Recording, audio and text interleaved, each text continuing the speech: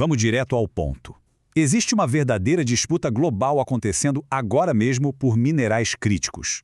E hoje a gente vai embarcar num mergulho profundo para entender esse assunto que está dominando as manchetes, indo desde a química atômica mais básica até os níveis mais altos da geopolítica mundial. O avanço acelerado da tecnologia e a corrida por energia limpa colocaram esses materiais bem no centro de um tabuleiro de xadrez global. E o nosso objetivo aqui é desvendar exatamente o porquê de tudo isso. E, para a gente não se perder nesse assunto que é gigantesco, vamos dividir essa análise em 5 partes bem claras. Primeiro, o mito das terras raras. Depois, as vitaminas da tecnologia. Em terceiro, o gargalo da separação, o tesouro geológico brasileiro e, por fim, a nova Guerra Fria. Parte 1.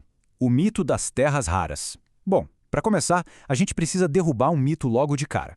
O próprio nome, terras raras, é na verdade uma imprecisão histórica. Esses materiais ganharam esse nome lá nos séculos XVIII e XIX, mas eles não são terras e, por incrível que pareça, não são nem um pouco raros na crosta do nosso planeta. Se a gente olhar para a tabela periódica, esse grupo é formado por 17 elementos químicos. 15 deles são os famosos lantanídeos, além do escândio e do ítrio. E olha só que interessante, a palavra lantanídeo vem do grego lantanem, que quer dizer escondido. É um nome simplesmente perfeito porque retrata com exatidão como esses elementos vivem na natureza, escondidos uns dentro dos outros e super empacotados nas rochas. O pessoal da área costuma chamar esses 17 elementos de irmãos gêmeos químicos. Eles são extremamente apegados, sabe?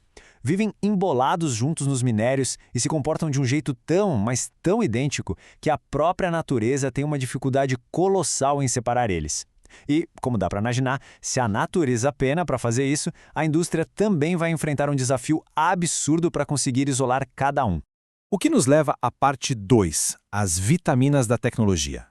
Saindo um pouco da estrutura atômica micro, vamos dar um passo atrás e olhar para o impacto macro que isso tem nos equipamentos de alta tecnologia do nosso dia a dia. O pesquisador Israel Marrero Vera resumiu isso de um jeito brilhante. As terras raras são, literalmente, as vitaminas da indústria tecnológica. Pensa assim, o nosso corpo só precisa de uns miligramas de certas vitaminas para funcionar perfeitamente, certo? A indústria de ponta é a mesma coisa. Ela precisa de frações minúsculas desses elementos para garantir que sistemas supercomplexos operem no máximo da excelência. É uma analogia fantástica para mostrar como uma pitadinha de nada garante um absurdo de potência e eficiência. E o segredo de todo esse poder está lá na estrutura atômica. Os elétrons desses caras ficam intocados numa camada super profunda do átomo, que a gente chama de orbitais 4F. Estar lá no fundo protege esses elétrons de qualquer interferência do ambiente externo.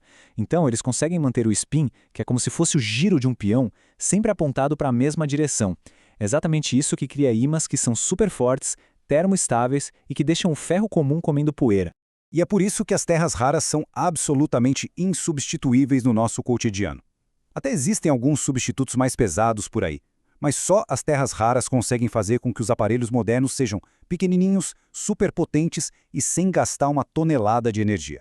A gente está falando de motores de carros elétricos que não precisam ser gigantes, smartphones que vibram e têm telas super brilhantes, e turbinas eólicas extremamente eficientes. Tudo graças a esses elementos. Parte 3. O gargalo da separação. Mudando o foco agora para a dura realidade da indústria. O grande drama tecnológico moderno não é escavar e achar a rocha, mas sim separar aqueles irmãos gêmeos químicos que a gente acabou de conhecer. O ponto crítico é um fluxo exaustivo de 5 etapas. Depois que você extrai e concentra tudo, as rochas sofrem ataques pesados com ácidos para virarem um caldo químico. Aí eles removem as impurezas e a radioatividade. E então vem a temida etapa 4, a separação individual por solventes. Como a seletividade dos produtos químicos é super baixa, esse banho todo precisa ser repetido dezenas, às vezes centenas de vezes, até que um único elemento atinja a pureza necessária para virar um óxido comercial. É um trabalho monumental.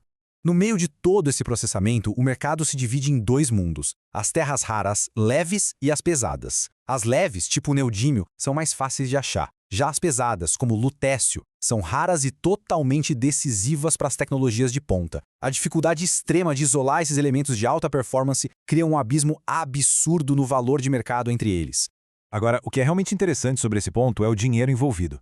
O quilo do óxido de lutécio pode bater, pasmem, $15 mil. E não é só porque ele é geologicamente escasso, não. É principalmente por conta das milhares de etapas de separação necessárias para tirar ele daquela mistura inicial. O custo real, no fim das contas, está na engenharia química colossal por trás do processo. Só que atingir essa separação cobra um preço pesadíssimo. A gente precisa falar dos custos ambientais severos, um uso massivo de reagentes tóxicos, a geração de resíduos radioativos como tório e urânio, além de um consumo gigantesco de água e energia. O verdadeiro perigo para o meio ambiente não está só no ato de cavar o buraco no chão, está na química pesada utilizada para processar tudo isso. Vamos então para a parte 4, o Tesouro Geológico Brasileiro. Para entender a posição do Brasil nisso tudo, a gente tem que olhar para o mapa global. O território brasileiro tem um privilégio enorme, porque hoje abriga a segunda maior reserva de terras raras do planeta. O pesquisador Alexandre Magno Rocha captou a essência da nossa geologia perfeitamente. Ele diz para a gente imaginar que o Brasil tem verdadeiros cofres naturais, onde a Terra guardou pacientemente esses elementos por milhões de anos. É uma condição raríssima, que exige uma combinação exata de eventos numa escala geológica imensa. Os geólogos brincam que isso é uma receita de bolo da natureza. Funciona assim. Primeiro, o magma lá no fundo sobe através de vulcões que hoje já estão extintos.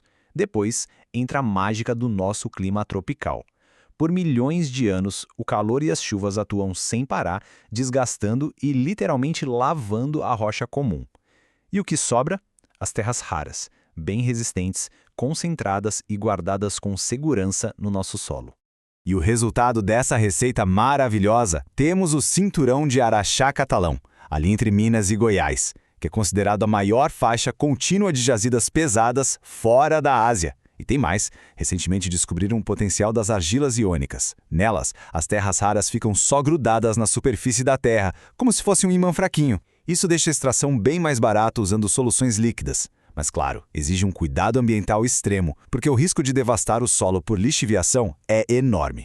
E assim chegamos à parte 5, a nova Guerra Fria. Entendida a química, a indústria e a geologia, o foco agora é no jogo de xadrez que está rolando entre os líderes mundiais pela segurança econômica global. O número que explica toda essa tensão global é este aqui. 90% de todo o processamento de terras raras do mundo está nas mãos da China. Por causa disso, os especialistas dizem que a gente não vive uma escassez geológica, física, mas sim uma escassez política.